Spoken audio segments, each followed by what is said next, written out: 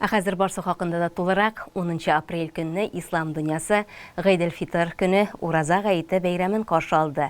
Республикабызның барлык иман йортларында бәйрәм гыйбадәтләре үтте.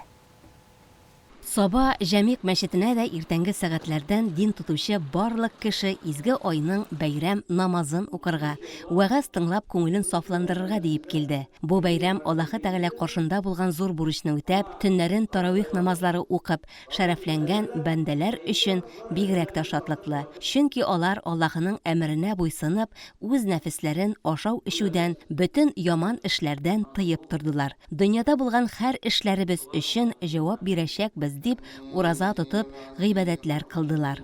Шулай итеп, Аллаһы Тәгаләгә тагы да якынайдылар. Гадәттә, гает иртәнге намаз уку белән башлана. Аннары Коръән укыла, тапшырылган гает, фитр садакаларына Коръән укып дуга кылынгач, гает вәгазе сөйләнеп, гает намазы укыла. Бу вакытта Аллаһының фәрештәләре җирдән күккә кадәр тезелеп, безнең гөнаһларыбызның кичерелүен сорап, дуга кылып торалар. Бу көнне өйдән чыгып киткәннән алып кайтып кергәнгә кадәрге вакыт намаздан саналыр. Ходай әҗер-савапларын насыйп итәр диләр. Иманлы кешеләр бу көннәрдә әрвахларны искә алып, алар рухына дуга багышлый, каберләрен зиярат кыла, авыру якыннарының танышларының хәлен белешә.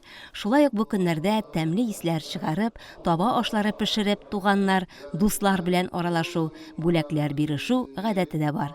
Бу үз чиратында үзара җылы мөнәсәбәтләрне арттыруга, туганлык, дуслык җепләрен ныгытуга сәбәп.